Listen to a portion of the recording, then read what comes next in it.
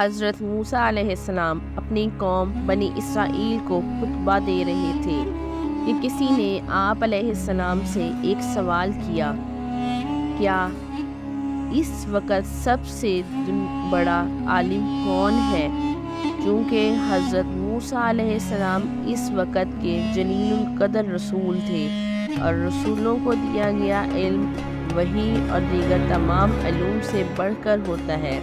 اس لیے حضرت موسیٰ علیہ السلام نے شاید اس بات کو مد نظر رکھتے ہوئے جواب دیا کہ میں سب سے بڑا عالم ہوں۔ اگرچہ یہ جواب صحیح تھا، لیکن اللہ تعالیٰ کو اس طرح سے جواب دینا پسند نہ آیا۔ حضرت موسیٰ علیہ السلام کو جواباً کہنا چاہیے تھا کہ اللہ ہی کو علم ہے کہ اس وقت سب سے بڑا عالم کون ہے۔ چنانچہ اللہ تعالیٰ نے حضرت موسیٰ علیہ السلام کو علم کے اور طریقے سکھانے کے لیے فرمایا کہ مجمع البحرین یعنی دو دریاؤں کے ملنے کی جگہ سے ہمارا ایک بندہ خضر ہے جو آپ کو آپ سے زیادہ بڑا ہے۔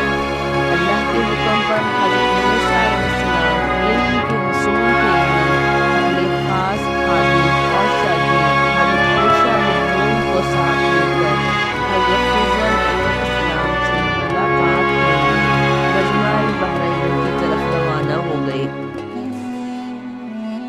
حضرت موسیٰ علیہ السلام نے علم کے حصول کے شوق اور عزم کو اظہار کرتے ہوئے اپنے خادم سے کہا کہ مجمع البحرین تک ہم مستقل سفر جاری رکھیں گے۔ اللہ تعالیٰ نے حضرت موسیٰ علیہ السلام سے فرمایا تھا کہ ان کی ملاقات حضرت خضر علیہ السلام سے مجمع البحرین کے پاس ہوگی، اور علامت کے طور پر انہیں بتایا تھا کہ اپنی ٹوکری میں ایک پکی ہوئی مچھلی رکھ لیں۔ جس مقام پر یہ مچھلی زندہ ہو کر پانی میں چلی جائے وہی مقام ہے جہاں حضرت خضر علیہ السلام آپ کو ملیں گے۔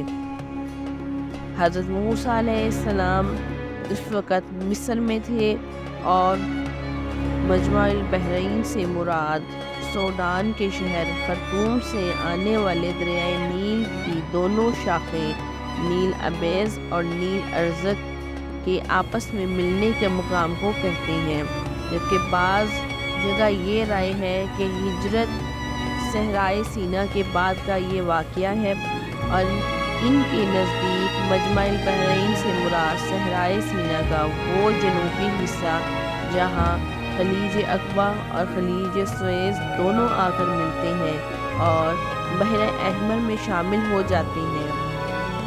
حضرت موسیٰ علیہ السلام نے پکی ہوئی مچھلی حضرت یوشع بن نون علیہ السلام کے حوالے کی اور فرمایا کہ تمہارا کام یہ ہے کہ جب یہ مچھلی ٹوکری سے نکل کر پانی میں جائے تو مجھے بتا دینا۔ حضرت یوشع بن نون علیہ السلام نے کہا کہ یہ تو چھوٹا سا کام ہے۔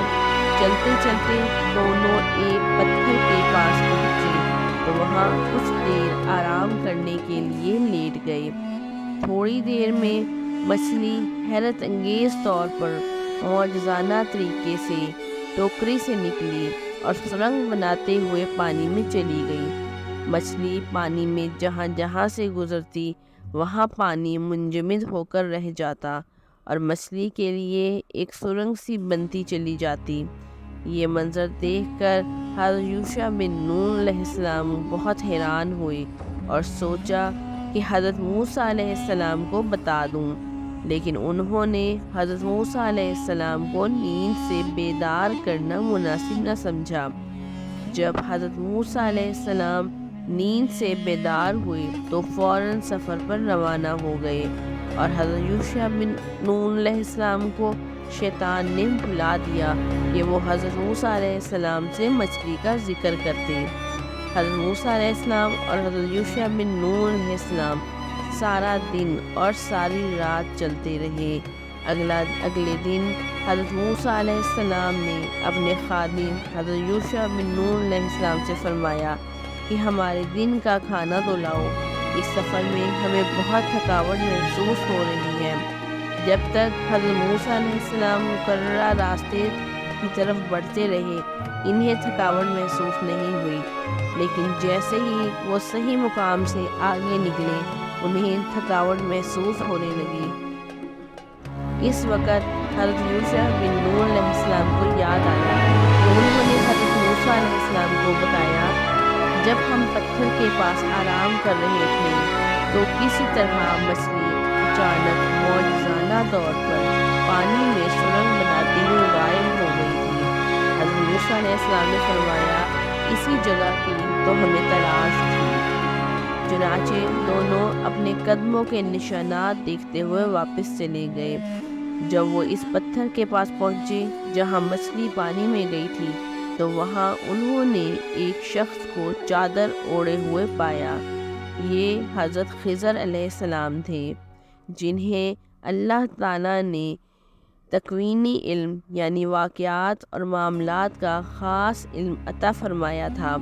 حضرت موسیٰ علیہ السلام نے انہیں سلام کیا اور اپنا تعارف کرایا۔ حضرت خضر علیہ السلام نے حضرت موسیٰ علیہ السلام سے کہا جو علم اللہ نے مجھے دیا ہے وہ آپ کے پاس نہیں ہے، اور جو علم اللہ نے آپ کو دیا ہے وہ میرے پاس نہیں ہے۔ حضرت موسیٰ علیہ السلام نے حضرت خضر علیہ السلام سے ملاقات کا سبب بیان کیا اور ان سے درخواست کی کہ وہ اللہ کے دیے ہوئے علم میں سے انہیں بھی کچھ سکھائیں اور چند روز اپنے ہمراہ رہنے کی اجازت دیں۔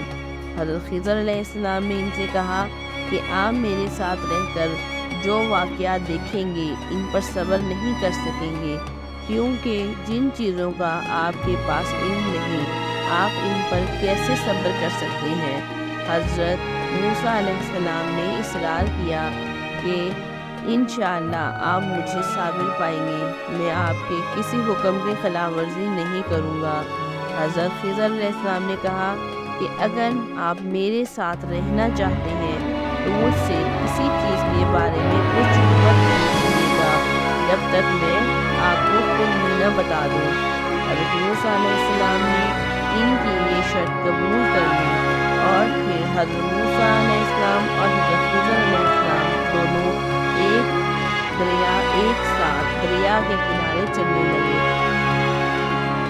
دونوں دریا کے کنارے چل رہے تھے کہ قریب سے ایک کشتی گزری۔ انہوں نے کشتی والوں سے کہا کہ ہمیں بھی کشتی میں سوار کر لو۔ کشتی والوں نے حضرت خضر علیہ السلام کو پہچان لیا اور بغیر کرایہ لیے دونوں کو اپنے ساتھ کشتی میں سوار کر لیا۔ اتنے میں ایک چڑیا آئی جس نے کشتی کے کنارے پر بیٹھ کر دریا میں سے اپنی چونچ میں پانی پیا، جسے دیکھ کر حضرت خضر علیہ السلام نے حضرت موسیٰ علیہ السلام سے کہا اللہ کے علم کے مقابلے میں میرا علم اور آپ کا علم دونوں ملا کر اتنے ہی ہے جیسا اس چڑیا نے اس دریا سے چونچ میں پانی لیا ہے۔ ابھی کشتی میں سوار ہوئے انہیں کچھ دیر ہی گزری تھی کہ حضرت خضر علیہ السلام نے اپنا کلہاڑا لے کر کشتی کا ایک تختہ توڑ دیا اور کشتی کو عیبدار کر دیا۔ حضرت موسیٰ علیہ السلام کہنے لگے کہ ان لوگوں نے تو ہمیں بغیر کرایہ لیے کشتی پر بٹھایا اور آپ نے اس کشتی میں شگاف کر دیا تاکہ کشتی والے ڈوب جائیں، یہ تو آپ نے بہت خطرناک کام کیا ہے۔ حضرت خضر علیہ السلام نے جواب دیا کہ میں نے کہا نہ تھا کہ آپ میرے ساتھ صبر نہ کر سکیں گے۔ حضرت موسیٰ علیہ السلام نے کہا کہ میں بھول گیا تھا، آپ مجھ سے درگزر کریں اور میرے ساتھ سختی نہ کریں۔ پھر دونوں کشتی سے اتر آئے اور ساحل پر چلنے لگے۔ راستے میں حضرت خضر علیہ السلام نے ایک لڑکے کو دیکھا جو دوسرے لڑکوں کے ساتھ کھیل رہا تھا۔ حضرت خضر علیہ السلام نے اس لڑکے کو قتل کر دیا۔ حضرت موسیٰ علیہ السلام کہنے لگے کہ آپ نے ایک پاکیزہ جان کو ناحق مار ڈالا، یہ تو آپ نے بہت برا کام کیا۔ حضرت خضر علیہ السلام نے جواب دیا کہ میں نے آپ کو کہا نہیں تھا کہ آپ میرے ساتھ صبر نہ کر سکیں گے۔ حضرت موسیٰ علیہ السلام نے کہا اگر آئندہ میں آپ کے سوال پر کوئی سوال کروں تو بے شک آپ مجھے اپنے ساتھ نہ رکھیے گا۔ پھر وہ دونوں ایک بستی میں پہنچے بستی والوں سے کھانا طلب کیا، لیکن انہوں نے کچھ بھی کھانے کو نہ دیا اور انہیں مہمان بنانے سے انکار کر دیا۔ انہوں نے اس بستی میں ایک دیوار دیکھی جو گرنے ہی والی تھی۔ حضرت خضر علیہ السلام نے اسے درست کر دیا۔ حضرت موسیٰ علیہ السلام نے کہا، اگر آپ ایسے بے مروت لوگوں سے معاوضہ لے کر دیوار درست کرتے تو ہم کھانا کھا لیتے۔ حضرت خضر علیہ السلام نے کہا حضرت موسیٰ علیہ السلام سے کہ اب حسب وعدہ آپ کو مجھ سے الگ ہو جانا چاہیے، کیونکہ آپ کا میرے ساتھ چلنا مشکل ہے، اور اب جدا ہونے سے پہلے میں آپ کو ان واقعات کی حقیقت بتاتا ہوں جن پر آپ صبر نہ کر سکے۔ حضرت خضر علیہ السلام نے فرمایا کہ کشتی کا تختہ توڑنے کی وجہ یہ تھی کہ اس کے مالک چند غریب اور مسکین لوگ تھے جو کشتی چلا کر محنت مزدوری سے اپنے گھر والوں کا پیٹ پالتے تھے۔ جس طرف کشتی جا رہی تھی وہاں ایک ظالم بادشاہ اچھی کشتیوں کو پکڑ کر ضبط کر رہا تھا۔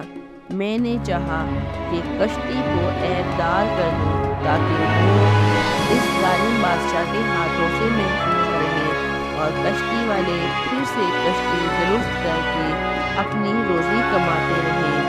حضرت خضر علیہ السلام نے فرمایا، اس لڑکے کو قتل کرنے کی وجہ یہ تھی کہ اس کے والدین مومن تھے اور لڑکا بڑا ہو کر کفر پر اڑا رکھتا تو اندیشہ تھا کہ کہیں یہ اپنے ماں باپ کو کفر اور سرکشی میں نہ پھنسا دے، یعنی لڑکے کے والدین اس کی محبت میں کفر میں مبتلا نہ ہو جائیں، اور اللہ تعالیٰ نے چاہا کہ انہیں اس لڑکے سے بہتر اور نیک فرما بردار اولاد عطا فرمائے۔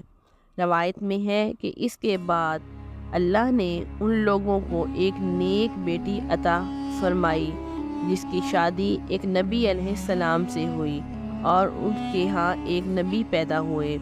حضرت خضر علیہ السلام نے فرمایا کہ اس دیوار کو درست کرنے کی وجہ یہ تھی کہ اس کے مالک 2 یتیم بچے تھے جن کا باپ بہت نیک آدمی تھا۔ اس دیوار کے نیچے ان کا خزانہ دفن تھا۔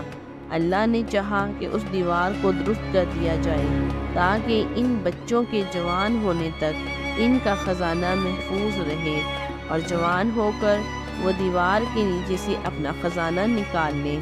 حضرت خضر علیہ السلام نے حضرت موسیٰ علیہ السلام سے کہا کہ جو کچھ میں نے کیا وہ اپنی رائے سے نہیں بلکہ اللہ تعالیٰ کے حکم کے مطابق کیا۔ اس قصہ میں واضح طور پر